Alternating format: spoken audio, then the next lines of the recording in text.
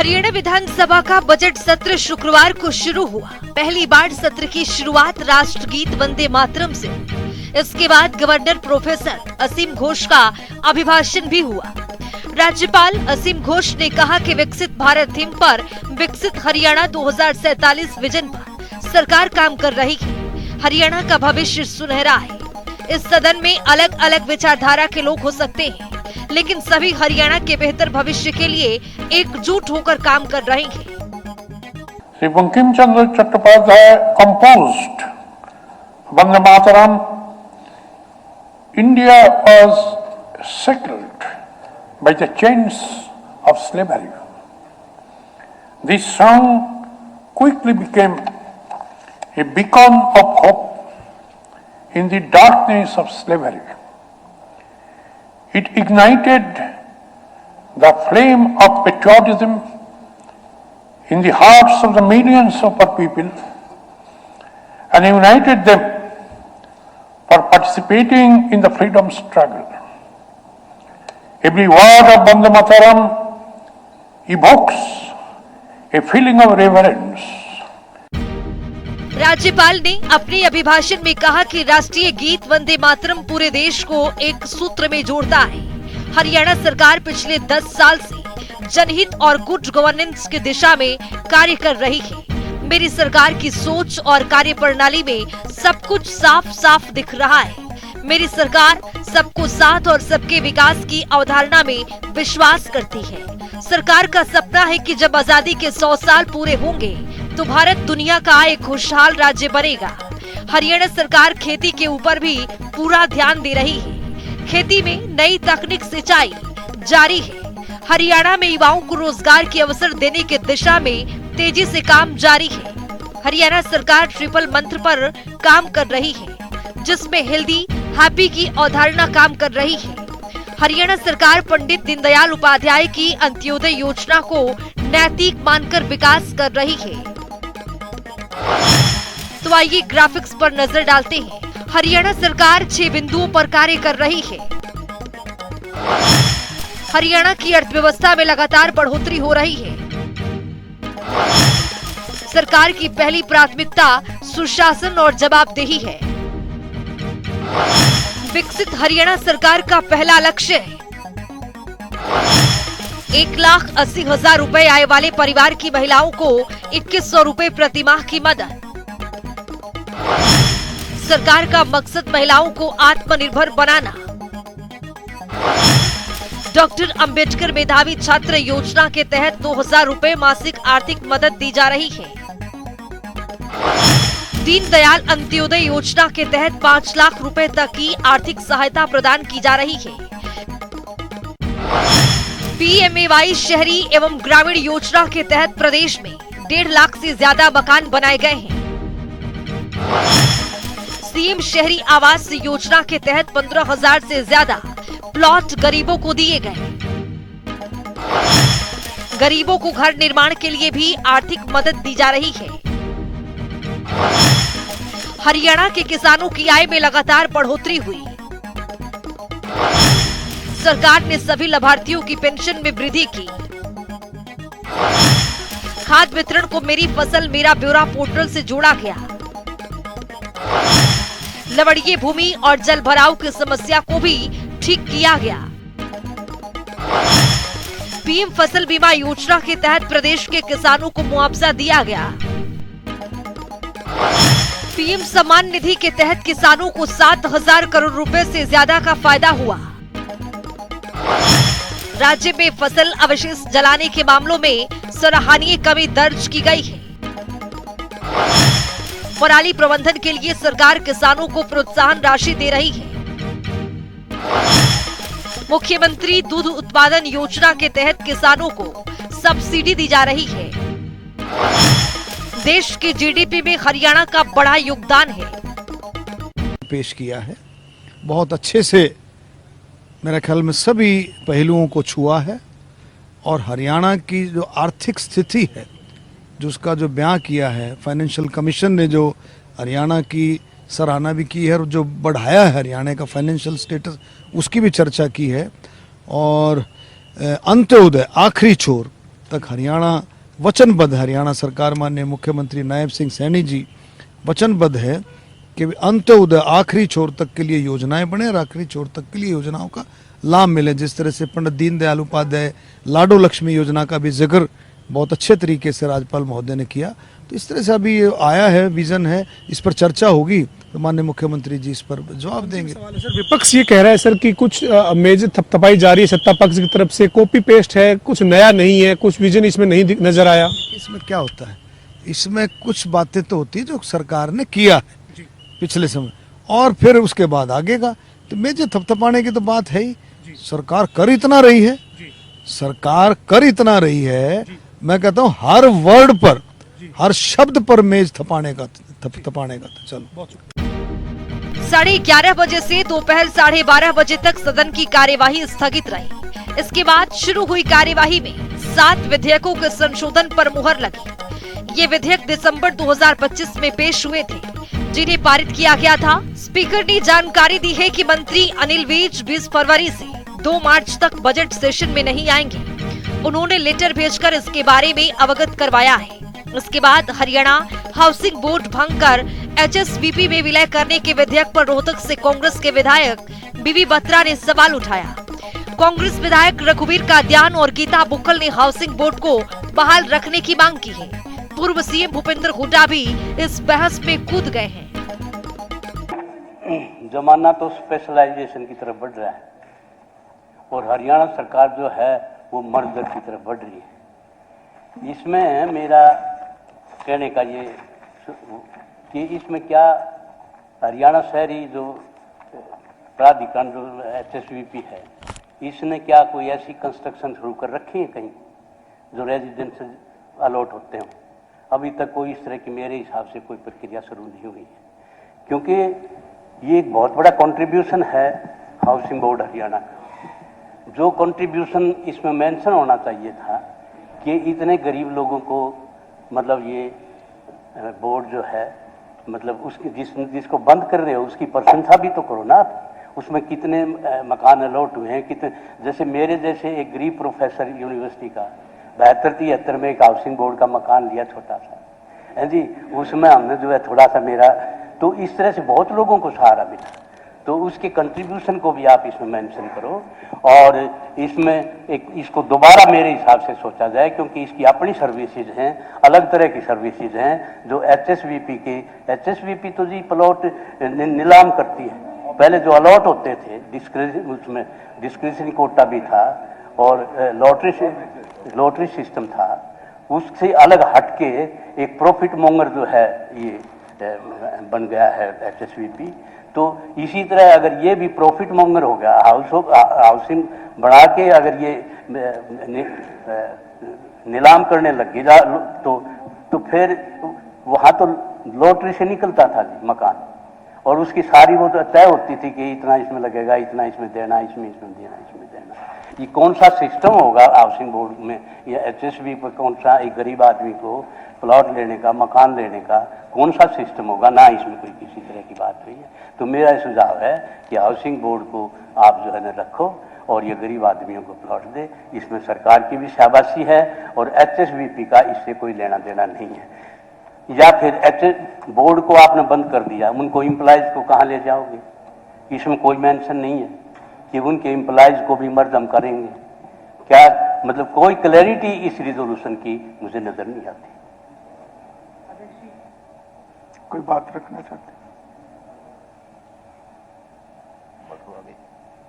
माननीय अध्यक्ष जी, माननीय मुख्यमंत्री जी ने हरियाणा हाउसिंग बोर्ड को बंद करने का एक ऑफिशियल रेजोल्यूशन यहाँ पर रखा है, जबकि HSVP ही पहले से जो हमारे सेक्टर्स करते थे या अलॉटमेंट होता था उसमें नए सेक्टर्स कट नहीं रहे हैं और जो ऑलरेडी कटे हुए हैं उसमें कोई सुविधा दी नहीं जा रही है। हाउसिंग बोर्ड का जहां तक हमारी जानकारी है, रूरल एरियाज में भी हाउसिंग बोर्ड ने बहुत सारे मकान देने के काफी बार प्रावधान इसका किया था कि उनको दिए जाएंगे। तो आफ्टर रिटायरमेंट जो लोग गांव में बसते हैं और अगर हाउसिंग बोर्ड की कॉलोनीज वहां पर होती हैं तो उनको एक अच्छा जीवन मिल सकता था। आप उसको आगे बढ़ाने की बजाय और इस तरह से केवल एक ऑफिशियल रेजोल्यूशन के माध्यम से ही उसको हाउसिंग बोर्ड को आप खत्म करना चाह रहे हैं, ये हम समझते हैं ज्यादा सा उचित नहीं है। इसमें sense of the house should be taken कि कम से कम जो एक आम गरीब आदमी जो अफोर्ड नहीं कर सकता सेक्टर्स के, और वो तो हरियाणा शहरी विकास प्राधिकरण is only for the urban area, urban habitation area के लिए है, सेक्टर्स के लिए है। और हाउसिंग बोर्ड का तो सर सभी जगह पर पहले भी दिए जाते थे, रिटायर्ड लोगों को, सैनिकों को, दूसरों को लैंड एक्वायर करके। तो हम ये समझते हैं इसमें हाउस की सेंस ली जाए, और माननीय अध्यक्ष महोदय, माननीय मुख्यमंत्री जी ने जो रेजोल्यूशन पेश किया है उस पे आप जरूर इसमें रीथिंक करें और सदन का सेंस लिया जाए। धन्यवाद। भूपेंद्र हुड्डा ने सवाल उठाया कि ऐसा क्या फेलियर रहे जो इसे भंग किया जा रहा है। सेक्टरों में आवंटन के लिए लॉटरी सिस्टम बंद होने से आम आदमी प्लॉट खरीद नहीं सकता। अब ये सिर्फ प्रॉपर्टी डीलरों तक सीमित रह गया है। सीएम सैनी ने इसका जवाब दिया है कि बोर्ड को बंद कर दिया गया और कहा जा रहा है कि इसको मर्ज किया गया है। स्टाफ का भी ध्यान रखा गया है। ये हाउसिंग बोर्ड जो रिजॉल्व किया है, क्यों किया है, क्या कारण है, ये तो आना चाहिए थे।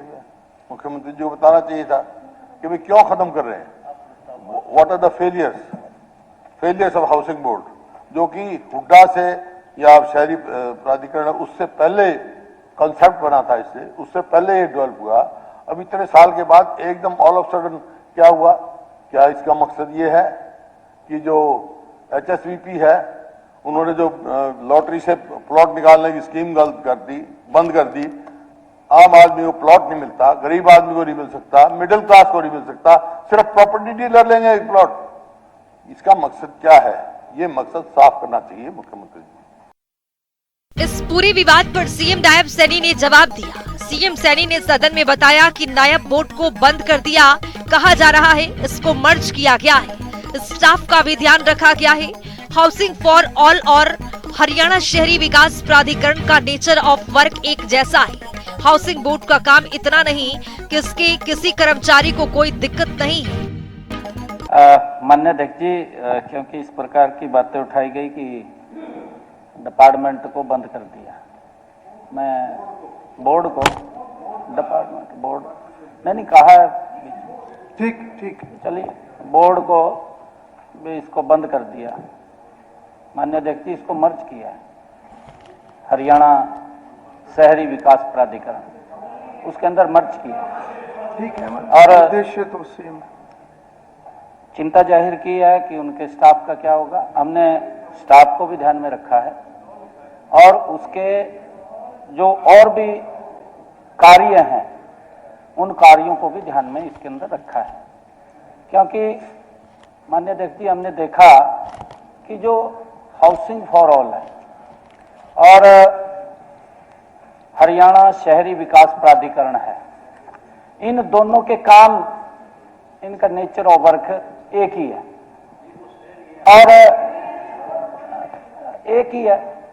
माननीय अध्यक्ष जी, हमने इसमें क्योंकि उसका इतना काम नहीं था, हम देख रहे थे पिछले लंबे समय से, और पता नहीं एक समय ऐसा भी आया कि हाउसिंग फॉर ऑल लोगों को प्लॉट देगा। ये लंबे समय की पुरानी बातें हैं माननीय अध्यक्ष जी। अब तक वो घूमते रहे कि भाई आपने पैसा ले लिया हमारे से, मकान नहीं दिया अभी तक। हमने भी ब्याज उनका पैसा वापस किया माननीय अध्यक्ष जी। फिर निर्णय किया कि इसको स्ट्रेंथ लेंथ किया जाए और ये निर्णय तब लिया गया। और इसके अंदर किसी भी कर्मचारी को जो इसके अंदर लगे हुए थे, किसी प्रकार की कोई दिक्कत नहीं है, ये काम करता रहेगा। हमने इसको मर्ज किया है। हरियाणा हाउसिंग बोर्ड भंग कर HSVP में विलय करने के विधेयक पर रोहतक से कांग्रेस विधायक बीबी बत्रा ने सवाल उठाए। बत्रा ने कहा कि हमें बताया नहीं गया कि इस पे क्या है। इस पर स्पीकर ने कहा कि पोर्टल पर डाल दिया गया है। कांग्रेस विधायक रघुवीर कादियान ने हाउसिंग बोर्ड को बहाल रखने की मांग रखी, कहा इस पे गरीबों के लिए मकान मिले हैं। कांग्रेस की झज्जर से विधायक गीता बुकल ने भी हाउसिंग बोर्ड को बहाल रखने की मांग का समर्थन भी किया। गीता बुकल ने कहा कि HSVP में नए सेक्टर कट नहीं रहे। हाउसिंग बोर्ड रूरल एरिया में काफी बार प्रावधान किया था। रिटायरमेंट के बाद गांव में हाउसिंग बोर्ड की कॉलोनी बनती तो अच्छा जीवन हो सकता है। HSVP केवल अर्बन एरिया के लिए है, हाउसिंग बोर्ड सभी के लिए है। ये विधेयक पर रिथिंक किया जाए। इस पर हुड्डा ने सवाल पूछा कि ऐसा क्या फेलियर रहे जो इसे भंग किया जा रहा है, इसके बारे में स्पष्ट किया जाए। HSVP से अब आम आदमी को प्लॉट नहीं मिलता, इसका मकसद साफ होना चाहिए, ये गलत है। सेक्टरों में आवंटन के लिए लॉटरी सिस्टम बंद होने से आम आदमी प्लॉट खरीद नहीं सकता।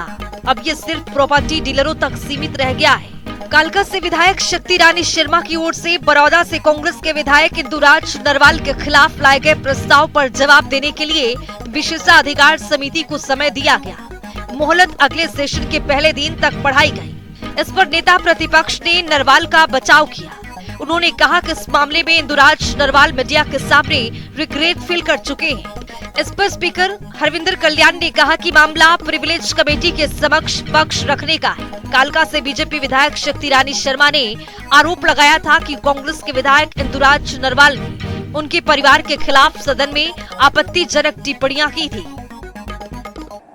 प्रश्न है कि ये प्रस्ताव प्रस्तुत हुआ। जो इस प्रस्ताव के पक्ष में कृपया हाँ कहें, जो इस प्रस्ताव के विपक्ष में कृपया ना कहें।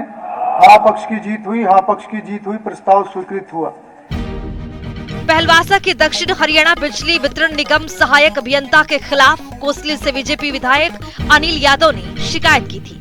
ये शिकायत 5 जुलाई 2025 को दी गई, जिसमें कहा गया कि एसडीओ उमेश ने फोन कॉल का जवाब नहीं दिया, दुर्व्यवहार किया और कर्तव्यों में लापरवाही की।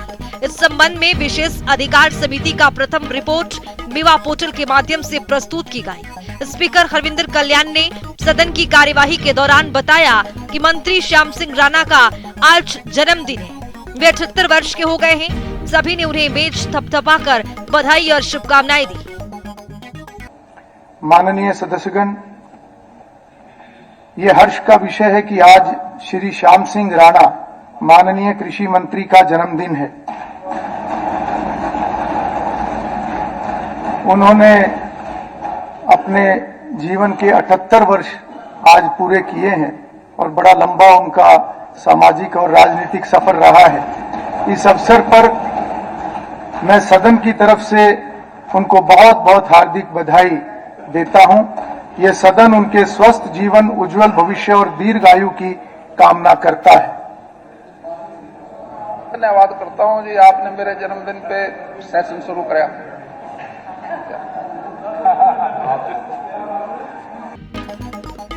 अब की बार बजट सत्र सबसे लंबा रहने वाला है और इसमें लगभग 15 सिटिंग होगी।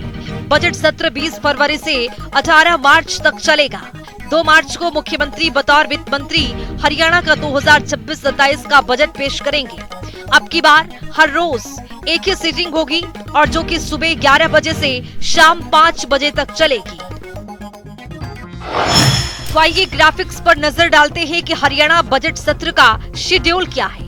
20 फरवरी को राज्यपाल का अभिभाषण हुआ। 21 और 22 फरवरी को अवकाश रहेगा। 23 से 25 फरवरी तक राज्यपाल के अभिभाषण पर चर्चा होगी।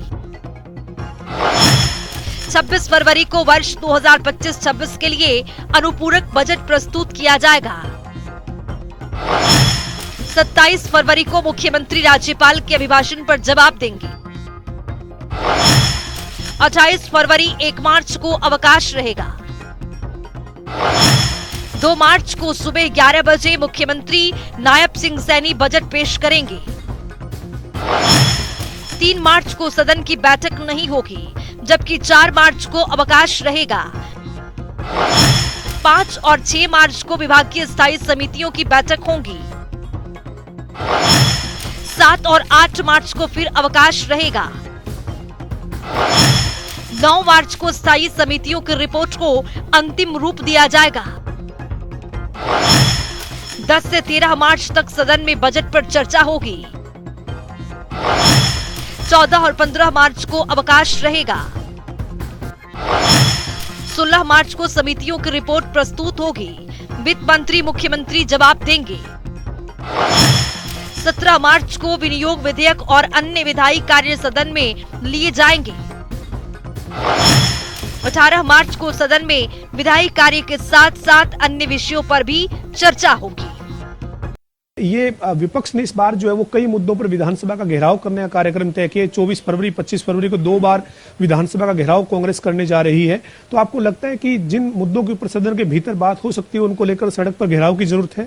एक ही बात कहूंगा मैं तो, विपक्ष अपने बात रखे और विधानसभा एक प्लेटफॉर्म होता है अपनी बात रखने का, और बात रख करके उसका जवाब जरूर सुने। विपक्ष क्या है, तथ्यहीन बात करता है और बात अपनी करके और फिर वॉकआउट करके चला जाता है। तो वॉकआउट ना करे, एक एक बात का जो है जवाब सरकार की तरफ से दिया जाएगा।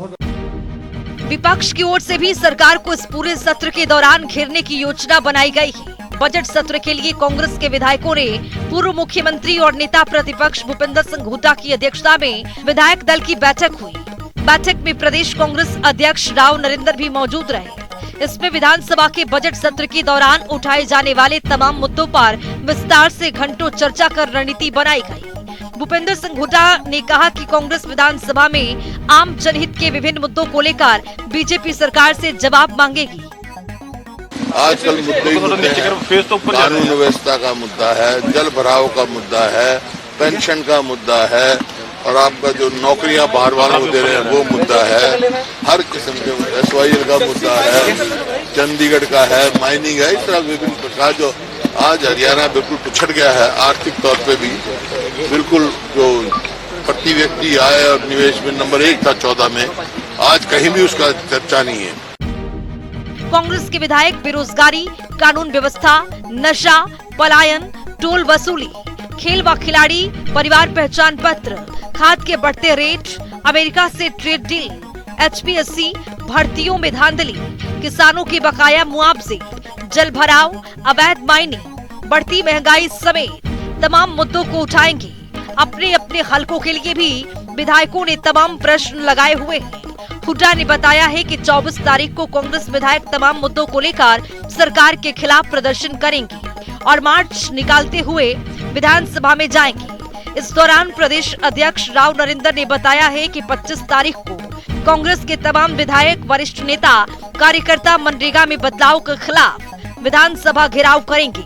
वहीं सरकार की ओर से विपक्ष के सवालों को सदन में जवाब देने की पूरी रणनीति बनाई गई है। मंत्रालय और अलग अलग विभागों के अधिकारियों को इस काम में लगाया गया है। प्रोग्रामिंग डेस्क, जनता टीवी।